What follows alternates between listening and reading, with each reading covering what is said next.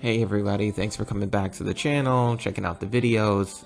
Today's one is about Acellus, and we're just gonna hit all the basics, so let's get started. Okay guys, to get started adding a class, it's pretty straightforward. You would go to New Class. So once you go now, you can choose whether it's Common Core or not Common Core. It's better to select either, so you get a wider array and a wider variety of selection of courses. Keep it on elementary because you want grade level appropriate things for your students to attain. You could use high school or all. If you go to all, the selection gets way too large. So we're just gonna keep it at elementary. The best ones that I use per se are math. The math courses are very good because if you choose the 5th grade math concept and the students aren't very versed in it, it will go back and pull a 3rd or a 4th or even a 2nd grade math skill, give it to the student, and it's called recovery, to get back their grade and give them an easier way of how to build those extra things so that they can get back to doing grade level appropriate content. The next thing is to use these two under here. I don't know if you noticed them before, but the Fact Practice is kind of like a fast math program. We used to use fast math from Scholastic years ago. It's really helpful. It's a fun game the kids could play, and it builds their math fluency.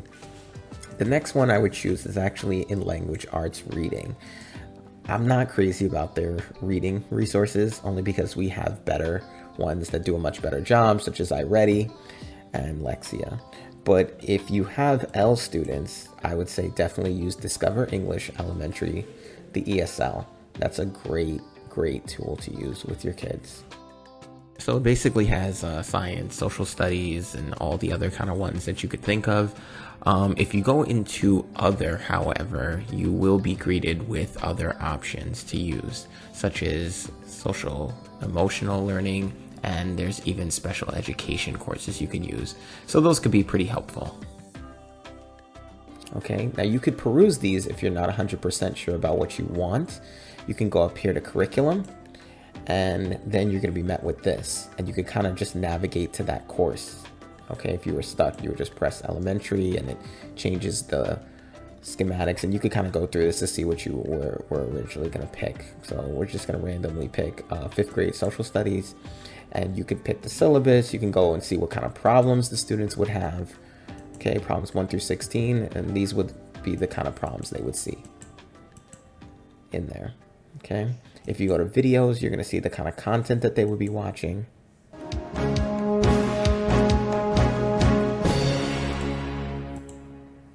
The American People, documents. And it goes through these different documentaries. So that's very helpful before you actually choose a course. We're going to create a course. Okay, so we would go to Go Now. We're going to just pick a random one, other, and we're going to go to student orientation.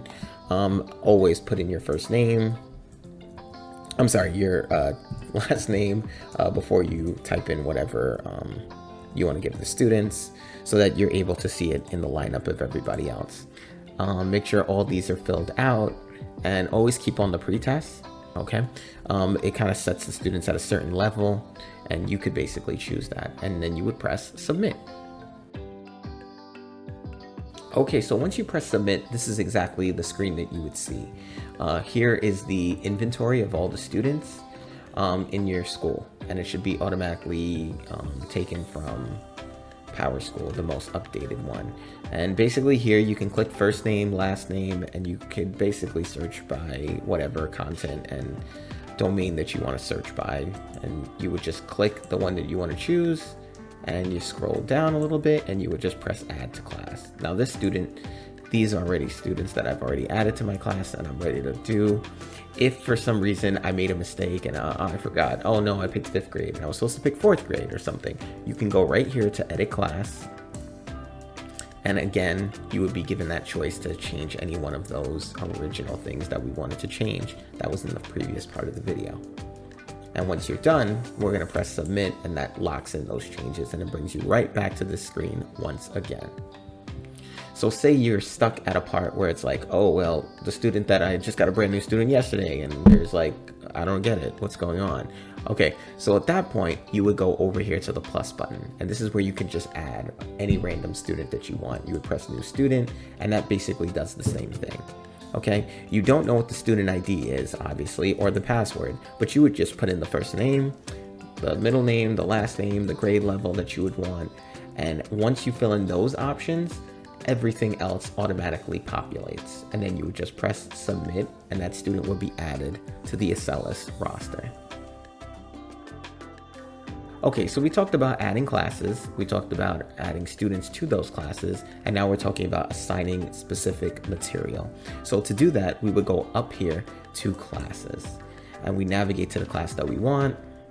There I am, picking math, and here I'm at student listing, and this shows me all the students in my class and what they're doing so far. Class setting brings me back to that same page that we saw before when we were making those submission exits. Okay, so now we're going to go over to repeat steps. Now by choosing repeat steps, you can click over here and you're going to select all the students in your class, and you could choose a specific lesson you want them to work on. So if I click like sums of 4, I would pick something actually a little bit harder and get down further down in this. Modeling volume. This would be good for them to see.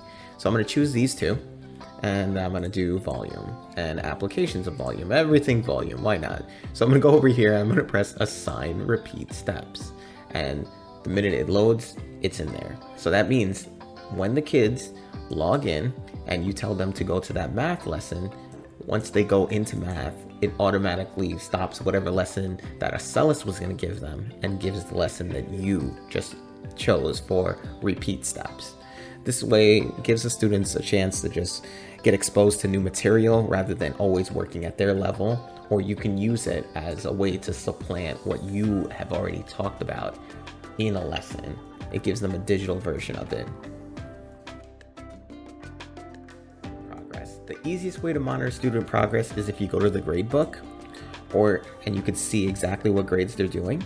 If you want to live monitor them, you could click over here to live monitor, and you could choose each one. If you go to select all, you could see all at the same time. Okay. Now this basically acts as a real-time window checker, and if the students are on the program or if the students are at that website, it shows exactly what they're doing down to the T. So if we click math, and I just pick a random student, I could see exactly what the student was doing. The student was looking at a video, they were double checking, and I could basically go through this and see what's going on. So I will automatically get a notification. That notification's up here in this corner, and it'll say if that student was having an issue. So I would go back, and clearly the student is having an issue, so I could touch base. So once I click the problem, it's actually showing me the problem that they had an issue with. So at this point, I can share my screen for all the students to see. They don't know who has this problem and who doesn't have difficulty doing this, and we could solve 1 or 2 or 3 of these kinds of problems together with the student so that they get a better understanding of what to do. Okay, people, so we're gonna go up here to library, and this is basically like a mini Acellus YouTube type thing. It's best to keep this blank because if you're just checking through for the first time, just go to search and see what you get. Over here is the title of the video, the name of the person that is introducing the information to you, like the host, and over here is the length of the video.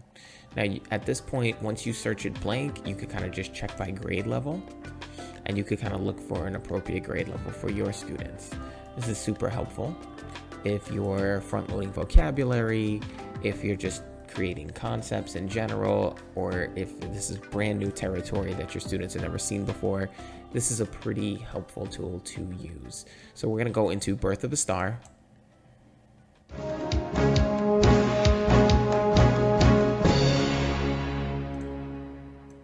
And back to the lab.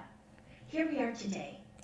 Okay, it starts off with her, but she starts by giving out essential questions and key vocabulary and even the key concepts, breaks it down and gives multiple actual examples of things that students would actually understand and be able to connect to their schema before moving forward. So this would be a great tool to actually explain a very complex topic.